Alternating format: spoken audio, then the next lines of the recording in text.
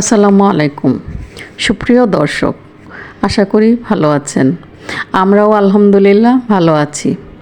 আমি একজন কর্মজীবী নারী, আর কর্মজীবী নারী হয়ে কিভাবে অফিস সংসার একা হাতে সামলাই তাই থাকে আমার ব্লগে।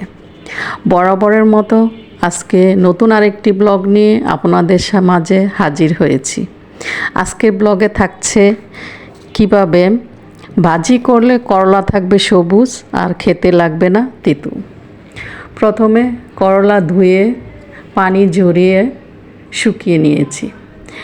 এবার সামনে পিছনে কিছু অংশ কুচিয়ে নেব, তা না হলে সবগুলো পিস সমান হবে না।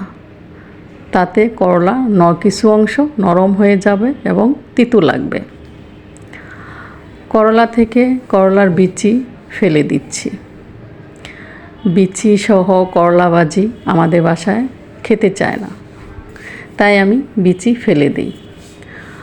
আপনারা চাইলে রেখে দিতে পারেন। এবার পাতলা পাতলা করে করলা কুচিয়ে নিচ্ছি।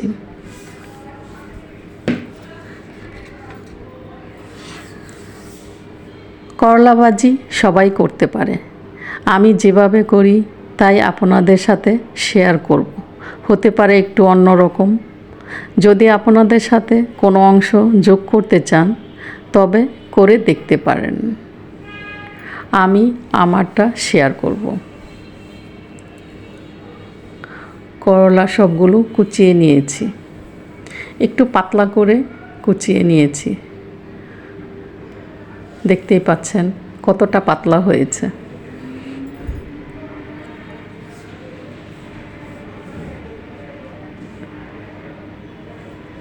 এবার ভেজে নেওয়ার পালা। গরম তেলে হাই হিটে প্রথমে কিছু আলু কুচি ভেজে নেব। আলু কুচি আগেই আমি কুচিয়ে ধুয়ে পানি ঝরিয়ে নিয়েছিলাম। করলা ভাজিতে আমি একটু আলু কুচি দিই, আপনারা চাইলে নাও দিতে পারেন। এবার কাঁচামরিচ কুচি পেঁয়াজ কুচি দিয়ে দেব।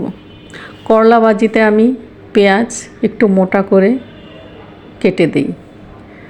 এতে করে ভাজি করার পরে সবুজ করলা ভাজিতে সাদা পেঁয়াজ দেখতে যেমন ভালো দেখায়, খেতেও হয় একটু মিষ্টি মিষ্টি।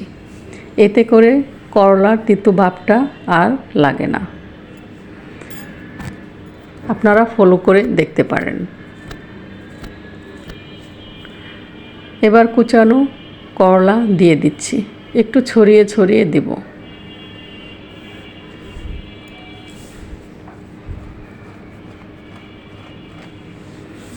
চুলার হাই হিটেই থাকবে, চুলার আঁচ হাই হিটেই থাকবে।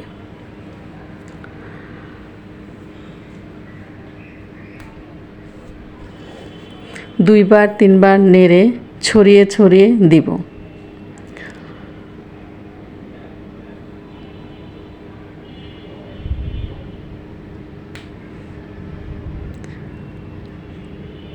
করলা ভাজি একটু ঢাকনা ছাড়া ছড়িয়ে ছড়িয়ে দিলে সবুজ থাকে বেশি। ঢাকনা দিয়ে দিলে সবুজ ভাবটা আর থাকে না। কিছুক্ষণ পরপর নাড়ব আর ছড়িয়ে দেব। এরকম করব 2 থেকে 3 বার। আপনারা একটা জিনিস লক্ষ্য করেছেন, আমি কিন্তু লবণ দেইনি।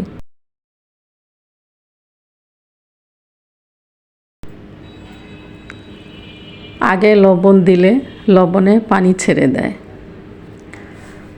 এতে করে করলা নরম হয়ে যায় এবং খেতে তিতো লাগে। হয়ে যাওয়ার একটু আগে লবণ দিয়ে মিশিয়ে নেব। লবণ দিয়ে মিশিয়ে নিচ্ছি।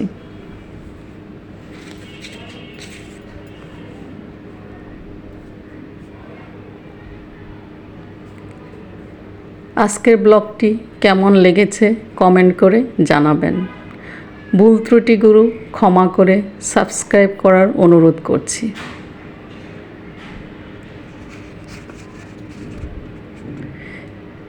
দেখুন দেখতে কেমন সবুজ হয়েছে।